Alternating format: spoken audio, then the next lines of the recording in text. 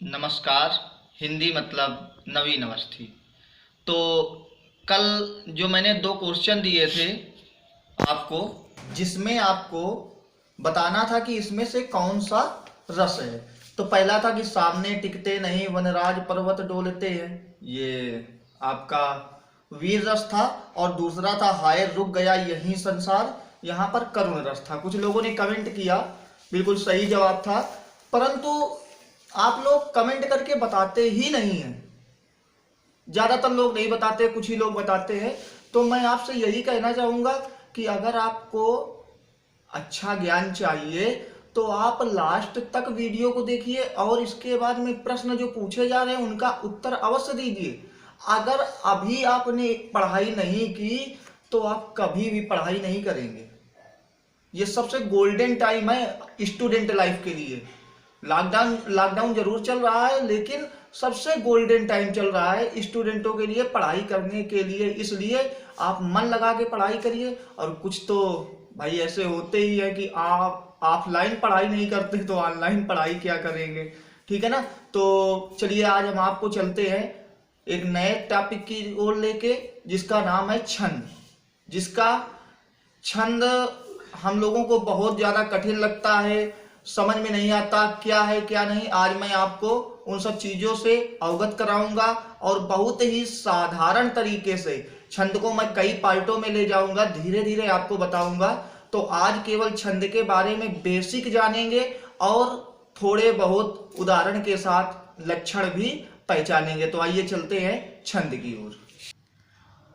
चलिए बात करते हैं छंद क्या होता है। तो छंद का सबसे पहले बेटा जानेंगे कि छंद का अर्थ होता है बंधन।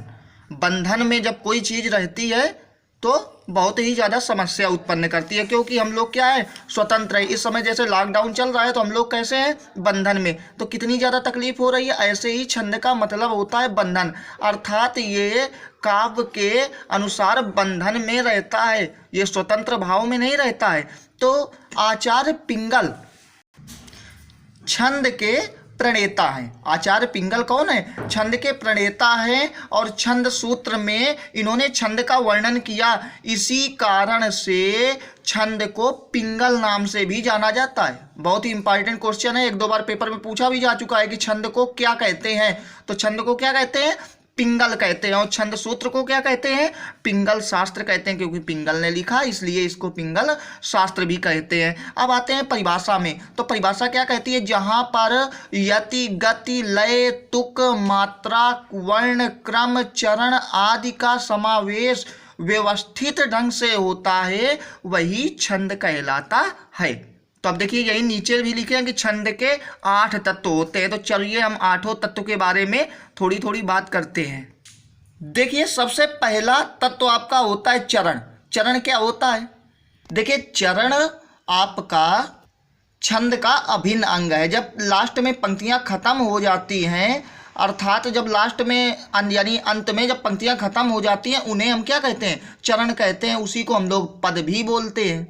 जैसे हम मान लीजिए जय हनुमान ज्ञान गुण सागर, सागर के बाद क्या हो गई, काम खत्म हुआ पंक्ति का, इसलिए यही होता है आपका चरण। अब आते हैं वर्ण। देखिए वर्ण क्या होते हैं, तो सबको मालूम है, छोटा बड़ा छोटी बड़ी ये सारे वर्ण होते हैं। मात्रा, मात्राओं के विषय में हम आगे बात करेंगे कि मात्राएं क्या होती हैं, लेकिन आपको ये जानना अति आवश्यक है कि मात्राएं दो प्रकार की इसमें होती हैं। कौन कौन सी, गुरु और लघु। एक गुरु मात्रा होती है, एक लघु मात्रा होती है। नीचे बृहत जानकारी के लिए अभी हम आपको तुरंत बता रहे हैं थोड़ी देर।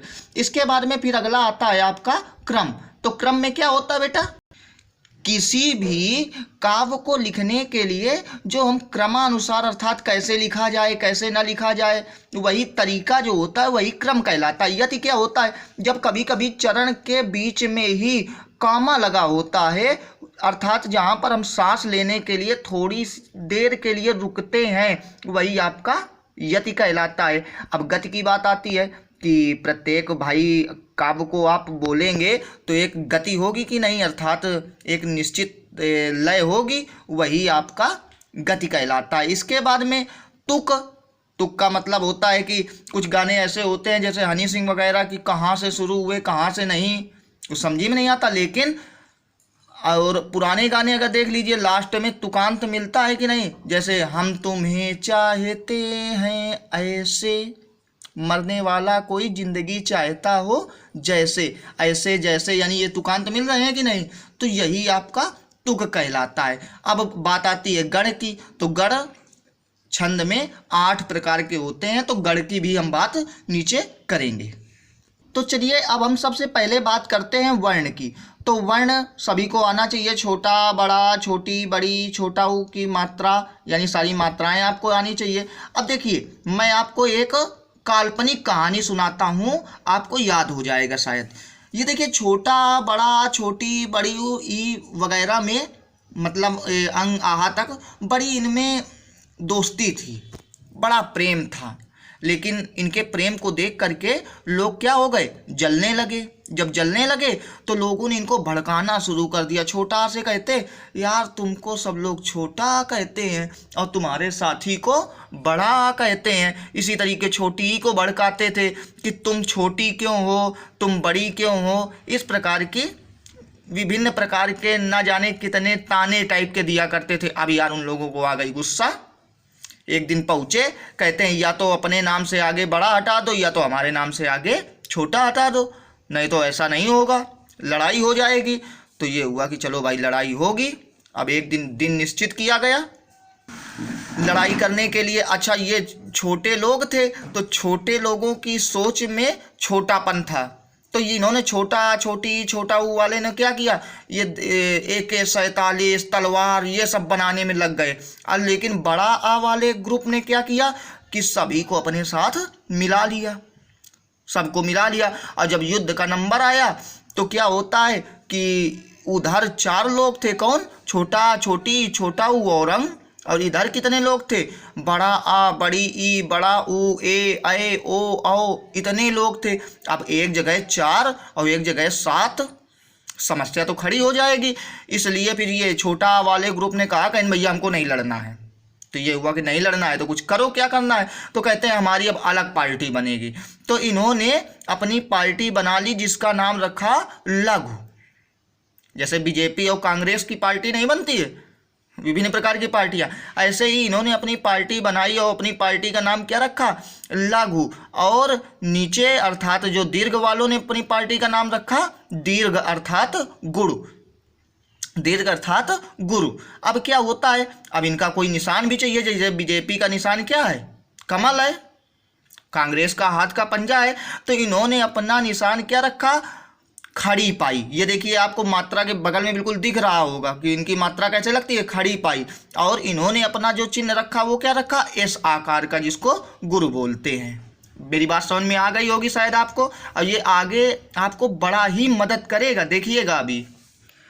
अब देखिए गढ़ के बारे में यदि बात करते हैं तो गढ़ को तैयार करने के लिए एक सूत्र याद कर लीजिएगा बेटा, यमाता राजभान सलगा, याद कर लीजिएगा, बहुत आरामदायक है।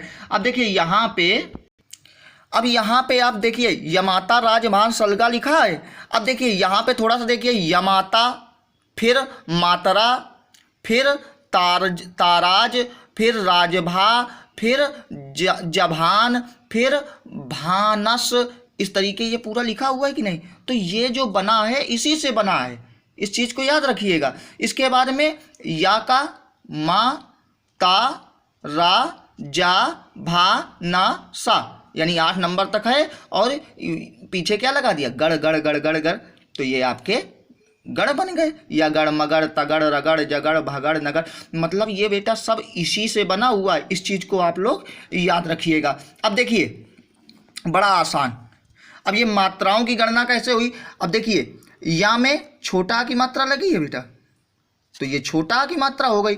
फिर माँ में बड़ा की मात्रा लगी है, ये दीर्घ, यानी बड़ा किस में आता है, दीर्घ में आता है। ता में दीर्घ, ठीक है ना। अब ये उदाहरण है, जैसे बहाना अगर आप देखेंगे, बहाना शब्द, तो बा छोटा, हा बड़ा, ना बड़ा। तो ये आपको चीज़ें मेरे हिसाब से साथ समझ में आ गई हो। इसी तरीके मगड़ में मातारा आ रहा है तो माता जी आ जाएगा, ताराज आ रहा है तगड़ में तालाब आ जाएगा, राजभा आ रहा है रगड़ में तो राम जी आ जाएगा, जभान आ रहा है जगड़ में तो जभान, तो महेश आ जाएगा, भानस आ रहा है बगड़ में तो मानस आ जाएगा। यानी ये जो हमने आपको बताया है ये आप कोई भी नाम लिख सकते हैं, ये एक है जो उदाहरण है, ठीक है ना। जैसे उदाहरण है कोई भी नाम, जैसे यहाँ पे हम आपका अगर आ जाए तालाब की जगह हम आकाश लिख दें, ठीक है ना। इसमें बहाना की जगह हम और कुछ लिख सकते हैं, ठीक है ना, आकांक्षा लिख दें, कोई भी, ठीक है। तो मेरी बात शायद आपको समझ में आ गई होगी। अब देखिए छंद के प्रकार आते हैं। अब देखिए छंद के प्रकार आते हैं तो छंद के 3 प्रकार होते हैं। पहले मात्रिक छंद, दूसरा वर्णिक छंद और तीसरा मुक्तक या स्वच्छंद छंद भी बोलते हैं। देखिए इसको ऐसे ही ओरल समझ लेते हैं। मात्रिक छंद क्या होता है? जहाँ पर मात्राओं की गणना की जाए वो मात्रिक छंद, जहाँ पर वर्णों की गणना की जाए वर्णिक छंद, और जहाँ पर मात्राएं और वर्ण दोनों आ जाते हैं ये मुक्त छंद होते हैं। अर्थात जैसे हनी सिंह वगैरह के जो गाने हैं वो मुक्त छंद के अंतर्गत आते हैं। कहाँ से शुरू कहाँ से ख़त्म किसी को नहीं कोई खबर, क्यों जी। अब देखिए उपभेद भी होते हैं। उपभेद क्या होता है? अब देखिए थोड़ा सा हम आपको बताना चाहते हैं, इसमें बीच में आपको परिभाषाओं में आएगा तो आपको समझना होगा। तो सम छंद यानी सममात्रिक क्या होता है? सम छंद, सममात्रिक या समवर्णिक। तो सम छंद के 4 चरण होते हैं और चारों की मात्राएं क्या होती हैं या वर्ण क्या होते हैं? समान होते हैं। इस चीज को याद रखिए। फिर आता है अर्धसम छंद, तो इसमें पहले और तीसरे की समान मात्राएं या वर्ण होंगी और फिर दूसरे और चौथे के समान मात्राएं या वर्ण होंगी, ठीक है ना। अब विषम छंद का नाम है, आपको मालूम है कि विषम छंद कहता है ना हो यानी समान ना हो वही होता है विषम। तो इसमें 4 से अधिक 6 चरण होते हैं। इसमें कितने चरण होते हैं? 6 चरण होते हैं। और ये याद रखिएगा ये कभी भी आपस में समान नहीं होते हैं। तो ये आपको हमने बताया बेसिक जानकारी। अब आते हैं मात्रिक छंद में पहला चौपाई छंद। तो देखिए चौपाई छंद की परिभाषा क्या होती है? या सममात्रिक छंद है, इसमें 4 चरण होते हैं और प्रत्येक चरण में 16 मात्राएं होती हैं। समझ में आया? या सममात्रिक छंद है, इसमें 4 चरण होते हैं और प्रत्येक चरण में कितनी मात्राएं होती हैं? 16 मात्राएं होती हैं। जैसे आपका उदाहरण दिखा है, जय हनुमान ज्ञान गुण सागर, जय कपीस त्यों लोक उजागर, रामदूत अतुलित बल धामा, अंजनी पुत्र पवन सुत नामा। चलिए हम एक में आपको बता रहे हैं। जा और या दोनों में छोटा की मात्रा है, इसलिए कौन सी मात्रा लगी? लघु। फिर हा में छोटा लघु, नु छोटा ऊ की मात्रा अर्थात, तो फिर इसमें किस क्या लगेगी? लघु लगेगी। फिर माँ में बड़ा की मात्रा लगी है तो दीर्घ लगेगी। ना में छोटा की मात्रा लगी है तो लघु लगेगा। ज्ञान में अगर बात की जाए तो बड़ा की मात्रा आ रही है, फिर ना छोटा की आ रही है। इसी तरीके देखिए पूरा लिखा हुआ है, ठीक है ना। आप लोग ध्यान से देख सकते हैं। अब अगला आता है दोहा। तो दोहा क्या होता है? या अर्ध सममात्रिक छंद है। देखिए आ रहा है कि नहीं? सममात्रिक अर्ध सम, या तो इसमें आधी मात्राएं समान होंगी। तो यह अर्ध सममात्रिक छंद है। इसमें 4 चरण होते हैं। पहले और तीसरे चरण में 13 एवं दूसरे और चौथे चरण में बेटा 11 मात्राएं होती हैं। उदाहरण जैसे पवन तनय संकट हरन, मंगल मूर्ति रूप, राम लखन सीता सहित हृदय बसहु सुर भूप। अब देखिए हमने यहाँ पे हनुमान चालीसा से उठा लिया है। आप कोई भी उदाहरण उठा सकते हैं, अर्थात जो दोहा का हो दोहे का उठा लीजिए और चौपाई का हो चौपाई का उठा लीजिए। नमो नमो दुर्गे सुकन्नी, नमो नमो अम्बे दुखनी, ये सारे चौपाई हैं, ठीक है ना।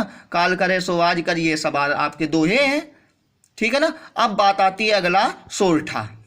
अब देखिए सोरठा में क्या होता है? या दोहे का उल्टा होता है, ध्यान दीजिएगा। या दोहे का उल्टा होता है। इसमें 4 चरण होते हैं। पहले और तीसरे चरण में 11 मात्राएं होती है। इसमें कितने? दोहे में कितनी होती थी? 13 होती थी, ठीक है ना। और दूसरे और चौथे चरण में कितनी होती है? 13 मात्राएं होती हैं। और इसमें दूसरे और चौथे में दोहे में कितनी होती थी? 11 होती थी, ठीक है ना। तो 11 और 13 याद रखिएगा।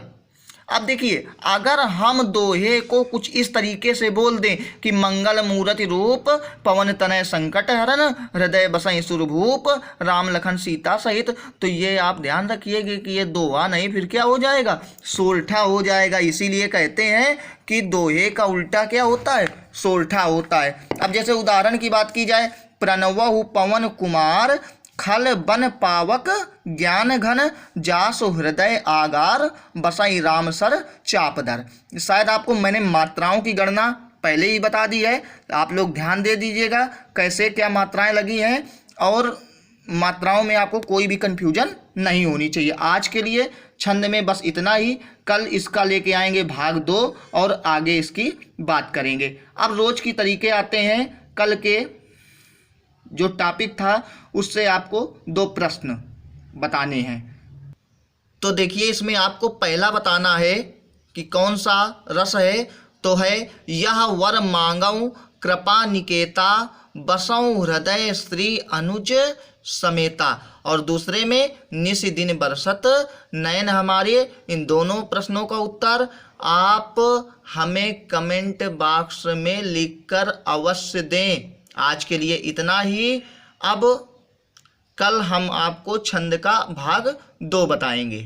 तो आपको रिस्पांस कैसा मिल रहा है आप हमें ज़रूर बताएं, और इस वीडियो को लाइक करें, सब्सक्राइब करें और शेयर करना बिल्कुल मत भूलें, ठीक है ना, क्योंकि आपका ही नहीं बहुत लोगों का इससे शायद मेरी भाषा उनको समझ में आती हो, तो छंद वगैरह हो गया, रस हो गया, अलंकार हो गए, तो आप इनको सब्सक्राइब करते रहिए और सब्सक्राइब कराते रहिए और शेयर करते रहिए।